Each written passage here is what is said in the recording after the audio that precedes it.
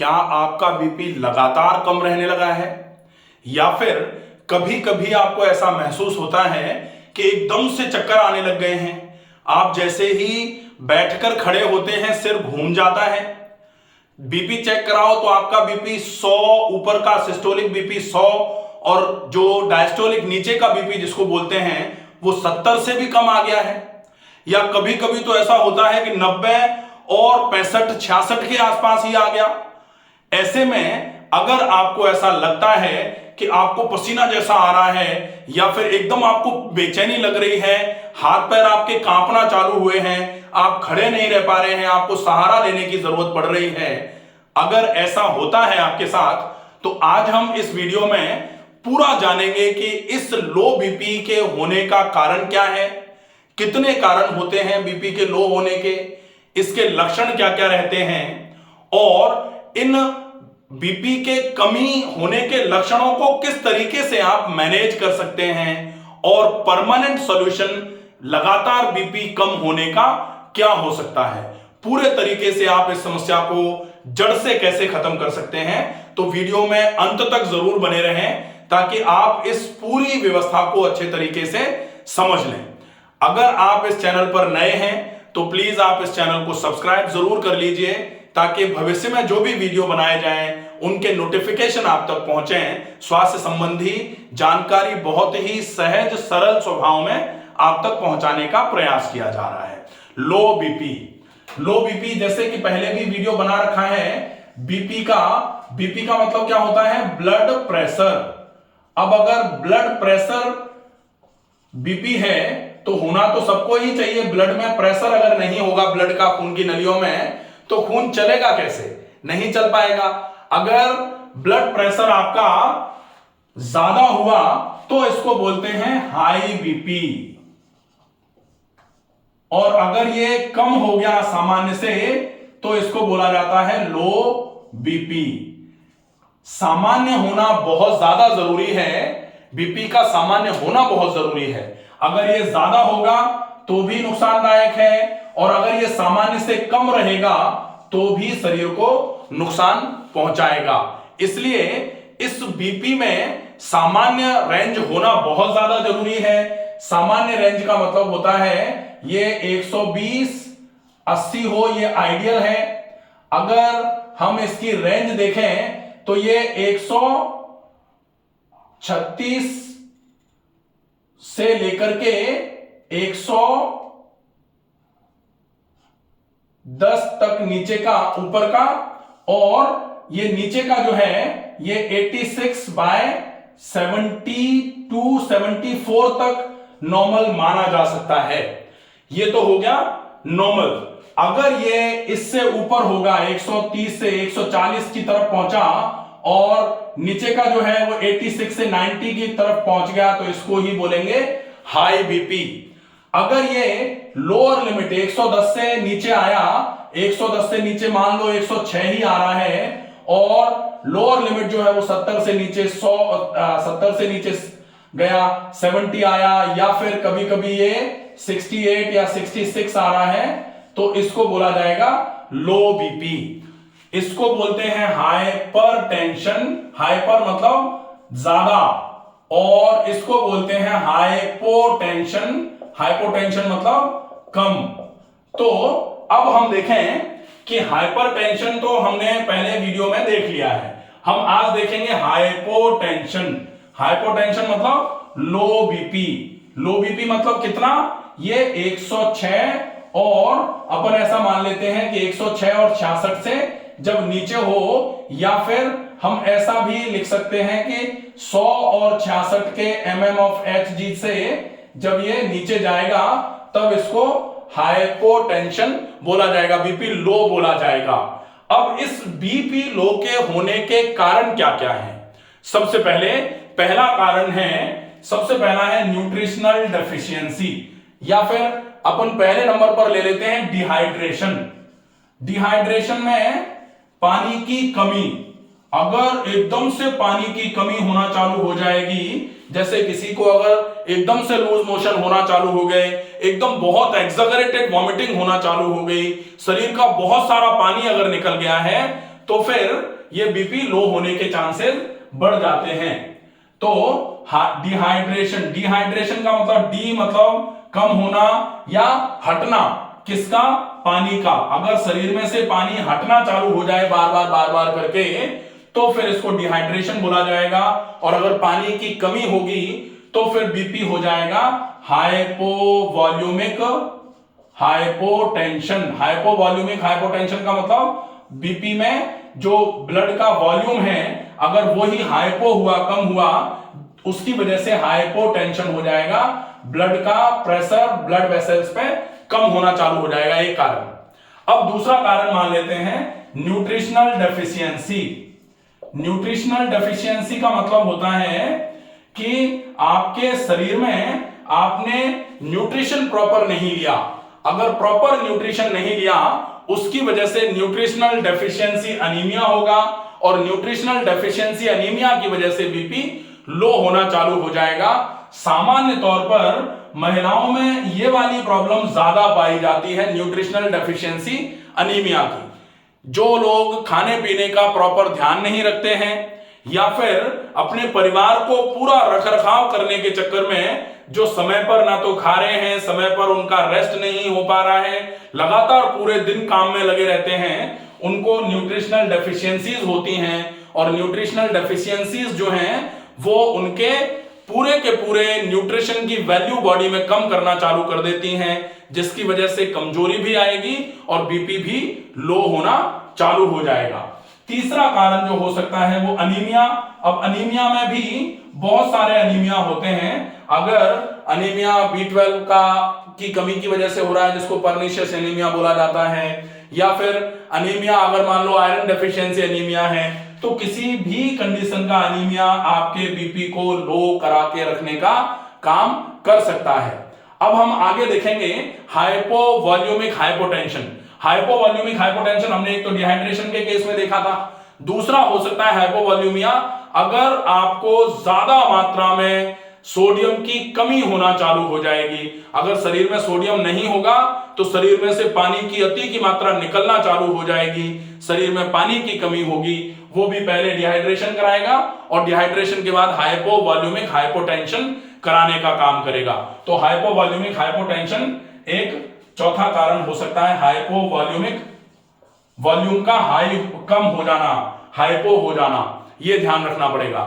इसके अलावा एक और कारण होता है वो है एक्सट्रीम वीकनेस। अगर मान लो बहुत ज्यादा कमजोरी है किसी को, बहुत ज्यादा कमजोरी का कारण हो सकता है खाना प्रॉपर टाइम पर नहीं खा रहे, पानी नहीं पी रहे, व्यायाम बिल्कुल भी नहीं कर रहे, पूरे दिन लेटे रहते हैं, बैठे रहते हैं, तो शरीर एकदम से धीरे धीरे करके लेथार्जिक होना चालू होगा, शरीर में एक्सट्रीम वीकनेस आना चालू हो जाएगी और उसकी वजह से भी आपका बीपी कम होना चालू हो जाएगा। तो एक्सट्रीम वीकनेस की वजह से बीपी का लो होना एक ये भी कारण बीपी के लो होने का हो सकता है। अब होता है लो सोडियम हाइपोटेंशन जो होता है ना, जिसमें सोडियम की कमी हो जाए। नमक जो लोग बहुत कम लेते हैं या फिर जो लीफी वेजिटेबल या ग्रीन वेजिटेबल ज्यादा मात्रा में नहीं खा रहे हैं, जो लोग फलों का उपयोग भी कम से कम करते हैं, उन लोगों के शरीर में सोडियम की कमी होना चालू हो जाती है। और सोडियम की कमी अगर होना चालू हुई तो लो सोडियम हाइपोटेंशन अगर हुआ तो ये बहुत खतरनाक सिद्ध हो सकता है। इसलिए आपको सोडियम की कमी की जांच भी करा लेनी चाहिए। अगर बीपी लगातार कम रह रहा है तो आपको इन सारे चीजों पर, इतने जो भी ये कॉजेज हैं, इन सारे कॉजेज को एक बार रूल आउट कराने की आवश्यकता होती है। एक बीपी होता है जिसमें बाकी तो सब कुछ ठीक था, लेकिन पोस्चर जैसे ही बदलते हैं आप, तो पोस्चरल हाइपोटेंशन, जैसे आप लेटे हैं तब तक ठीक था, लेकिन जैसे ही आप लेट करके बैठते हैं आपको एकदम चक्कर आना चालू हो जाता है। आप जैसे ही बैठे हैं, खड़े होते हैं, एकदम आपको चक्कर आना चालू हो जाता है। आप चेक करते हो तो आप बैठे थे तब तक ठीक था, लेकिन बैठ के खड़े हुए चक्कर आ गए, एकदम से बीपी चेक किया, बीपी बहुत लो आ रहा है, तो इसको बोला जाता है पोस्चरल हाइपोटेंशन। ये इतने सारे कारण होते हैं बीपी के लो होने के। अब लो अगर बीपी होगा तो लक्षण क्या क्या आएंगे, क्या क्या सिम्टम्स आपको फील होंगे। तो सिम्टम्स में सबसे पहला सिम्टम बीपी लो का होता है चक्कर आना। दूसरा कमजोरी, तीसरा बेचैनी घबराहट,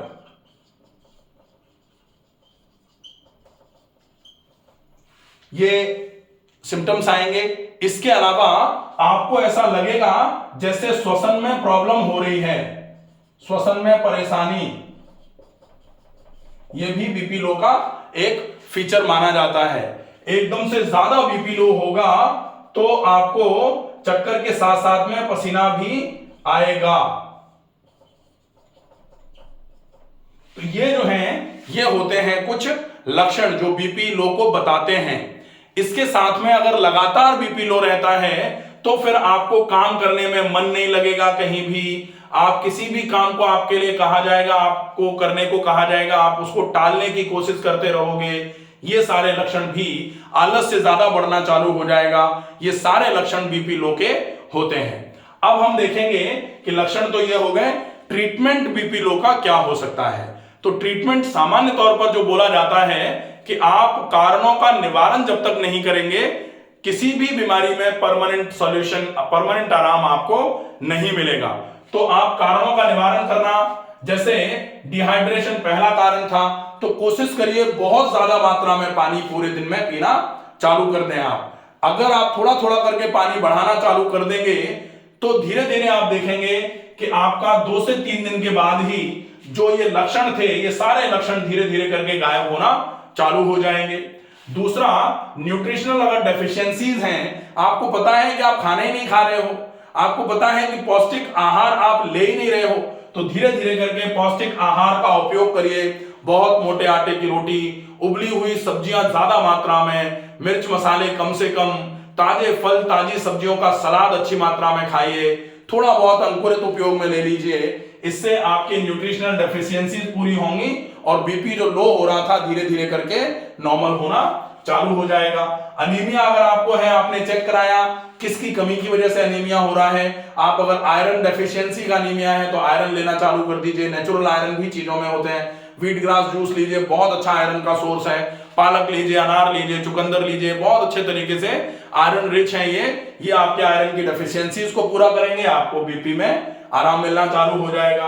हाइपोवॉल्यूमिक में आपको जो वॉल्यूम है ब्लड का वो बढ़ाना है, तो ब्लड के वॉल्यूम को बढ़ाने में क्या करना पड़ेगा, एक तो ज्यादा मात्रा में पानी पीजिए, दूसरा अच्छा खाना खाइए जो आपके रक्त का निर्माण ज्यादा मात्रा में करना चालू कर दे, तो रक्त की कमी ना हो, रक्त अल्पता ना हो। अनीमिया मतलब रक्त अल्पता वो ना हो, जिसकी वजह से आपका हाइपोवॉल्यूमिक हाइपोटेंशन जो हो रहा था वो धीरे धीरे करके ठीक होना चालू हो जाए। एक्सट्रीम वीकनेस की वजह से अगर एनीमिया हुआ है तो वीकनेस को दूर करने के लिए नियमित अच्छे मात्रा में पानी, सही तरीके से भोजन। अब लोग जो कहते हैं कि आप तो कुछ ऐसा बता दो कि बीपी कम है तुरंत बढ़ जाए, तो तुरंत बढ़ जाए उसके लिए तो आप सोडियम थोड़ा सा घोल करके पी लो, आपका बीपी धीरे धीरे करके बढ़ जाएगा। लेकिन वो इंस्टेंट के लिए बढ़ेगा। नमक पीने से किसी का बीपी परमानेंट नहीं बढ़ता।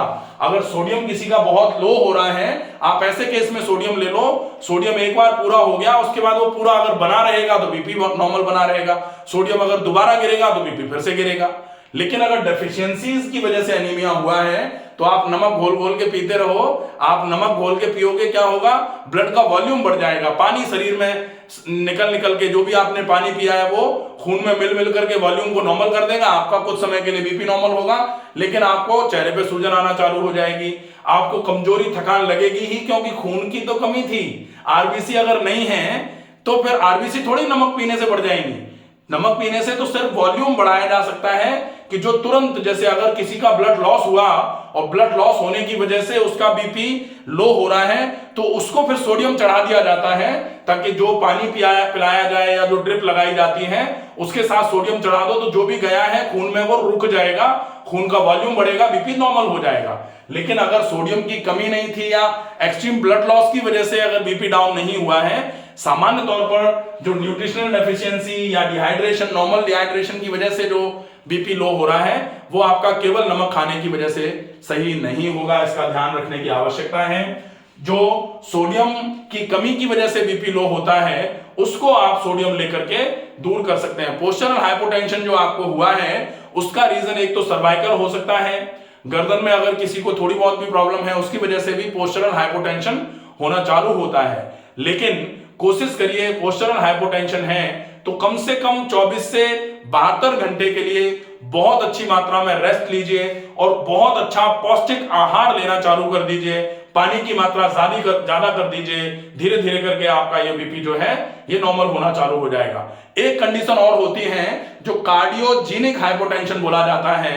कार्डियोजेनिक हाइपोटेंशन एक ऐसी चीज है जिसमें पेसमेकर ही लगता है कि अगर मान लो हार्ट बीट ही जनरेट नहीं कर पा रहा हार्ट, तो फिर अगर हार्ट पल्पिटेट होकर के कॉन्ट्रैक्ट सिस्टोल करके खून की नलियों में खून का बहाव प्रॉपर ही नहीं कर पा रहा है, क्योंकि पेस जनरेट नहीं हो पा रही, क्योंकि ऐसे नोड में कोई प्रॉब्लम आ गई है, ऐसे केस में हार्ट में पेस मेकर लगाना पड़ता है। पेस मेकर लगाने की वजह से पेस जनरेट होना चालू हो जाएगी और उसकी वजह से बीपी फिर बढ़ेगा। बीपी फिर बढ़ेगा मतलब बीपी नॉर्मल होगा। जब तक वो पेस जनरेट नहीं हो पा रही है तब तक आपका बीपी लो ही रहेगा। अगर ऐसी कोई समस्या आपको आई है, आपने हार्ट के लिए इको कराया है या हार्ट के लिए बाकी जांचें करा करके आपको पता लगा है कि आपका पेस जनरेट नहीं हो पा रहा है, तो फिर ऐसे कंडीशन में आपको धीरे धीरे करके कोशिश करनी है कि काम जो भी है वो सने सने करें, आराम आराम से करें, जल्दीबाजी में कोई काम नहीं करें। और अगर ज्यादा समस्या लग रही है, आपका बीपी लगातार लो होता जा रहा है और आप थोड़ा बहुत फॉलो अप करके देख चुके, आराम नहीं मिल पा रहा है, तो आपको तुरंत कार्डियोलॉजिस्ट से मिल करके जो भी अर्जेंट रिक्वायरमेंट आपके लिए हो वो उस सलाह को मानना चाहिए। अगर आपको ऐसा लग रहा है कि आप इसको सुधार सकते हैं, आपको बहुत ज्यादा दिक्कत नहीं लग रही है, तो आप थोड़ा अच्छा व्यायाम करेंगे, सही तरीके से भोजन का उपयोग करेंगे, थोड़ा प्राणायाम करेंगे, तो धीरे धीरे करके कार्डियक इंपल्सेस को जनरेट करना पॉसिबल है। लेकिन उतना समय अपने पास है कि नहीं, ये पूरा एक बार पैरामीटर्स देखने के बाद ही पता लगता है। आशा है ये पूरा वीडियो आपको पसंद आएगा।